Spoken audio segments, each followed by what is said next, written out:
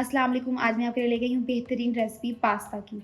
जो बहुत ही आसान और मज़ेदार पास्ता बनता है। ये पास्ता बहुत ही मज़ेदार बनता है। इसमें जो मेन इंग्रेडिएंट है इसका, जो ज़्यादा इसका फ्लेवर लेके आता है, वो होती है टोमेटो प्यूरी।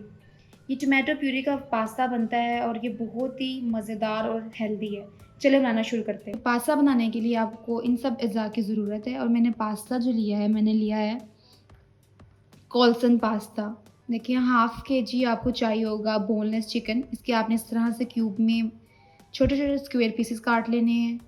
देखिए 2 अदद लाल गाजर लिए हैं मैंने, उसको इस तरह से आपने बारीक-बारीक काट लेना है। इसी तरह मैंने ली हैं 4 अदद शिमला मिर्च। शिमला मिर्च को भी आपने ब्लॉक्स की शक्ल में काट लेना है। और आप लेंगे 2 अदद प्याज़। प्याज़ को भी मैंने चौकोर काटा हुआ है।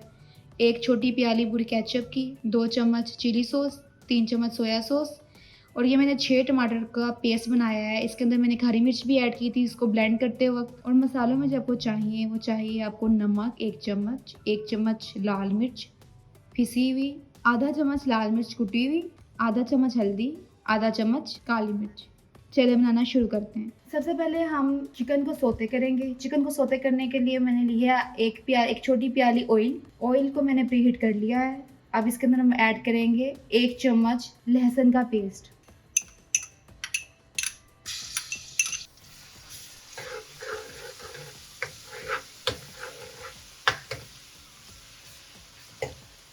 लहसुन को हम सिर्फ रंग बदलने तक भूनेंगे। देखिए लहसुन का रंग बिल्कुल सफ़ेद हो चुका है। अब इसके अंदर हम ऐड कर देंगे चिकन।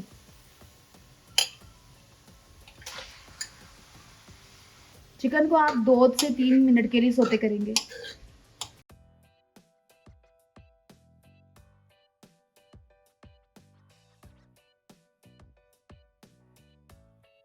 देखिए चिकन सौते हो चुके हैं। अब इसके अंदर आप सारे मसाले ऐड कर देंगे।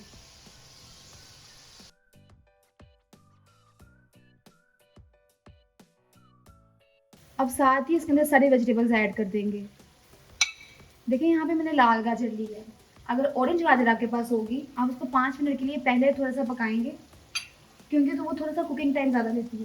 क्योंकि इसमें मेरे पास लाल गाजर है, इसलिए मैं सारे साथ ही वेजिटेबल्स डाल दूँगी। अब डालेंगे इसके अंदर प्याज।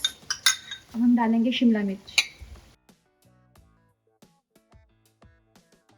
आप इसको अच्छे से मिक्स करेंगे। अब देखिए सब्जियों को अच्छी तरह से मिक्स कर दिया है। अब इसके अंदर आप डाल देंगे जो टमाटर की पेस्ट बनाई हुई थी।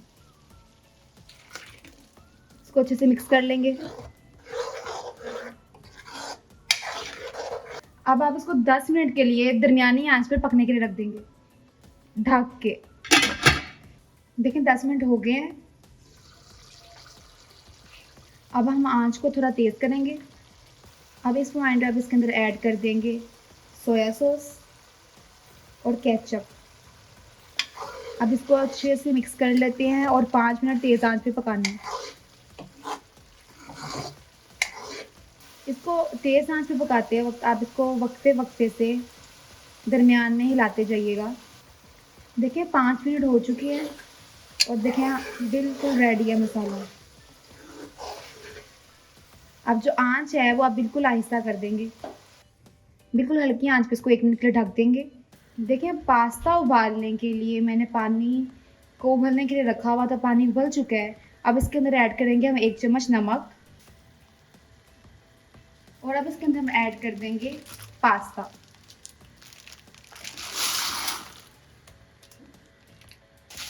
पास्ता ऐड करने के बाद अब इसको अच्छे से मिक्स कर लेंगे ताकि ये नीचे चिपक ना जाए। अब पास्ता को आपने 7 मिनट के लिए उबालना है। उसके बाद हम इसको छान लेंगे और ठंडे पानी से धो लेंगे।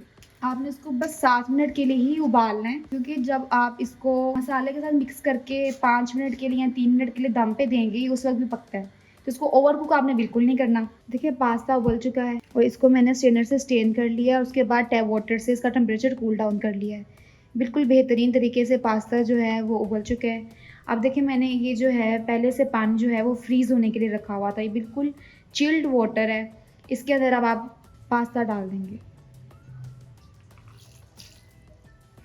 अब आप पास्ता को फ्रिज में रख देंगे। 1 मिनट के अंदर हमने जो अपना पास्ता चिल्ड वाटर के अंदर फ्रिज में रखा हुआ है उसको हम स्ट्रेनर से स्टेन कर लेंगे अच्छी तरह से और फिर इसके साथ मिक्स करके हम इसको 5 मिनट के लिए दम पे रखेंगे। चलिए अब इसके अंदर पास्ता ऐड करते हैं।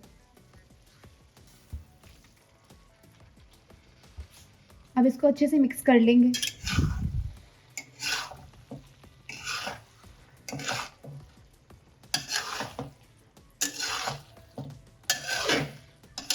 देखें अभी से कितनी प्यारी शक्ल लग रही है इसकी, और खाने में भी बेहद लजीज है। बिल्कुल आहिस्ता आंच रखनी है आपने, ठीक है।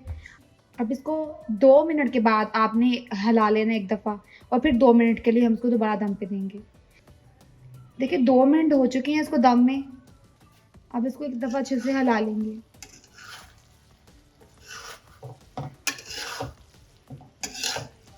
ताकि नीचे चिपक ना जाए।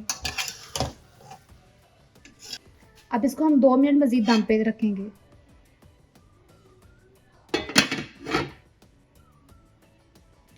चलिए अब 2 मिनट हो चुके हैं, अब देखते हैं। जी देखें पास्ता एकदम रेडी है। अब आप फ्लेम ऑफ कर देंगे। आप ये ज़रूर बनाइए और मुझे बताइए कमेंट सेक्शन में आपको कैसा लगा। ये बहुत ही आसान और मज़ेदार रेसिपी है। मिलते हैं अगली वीडियो में।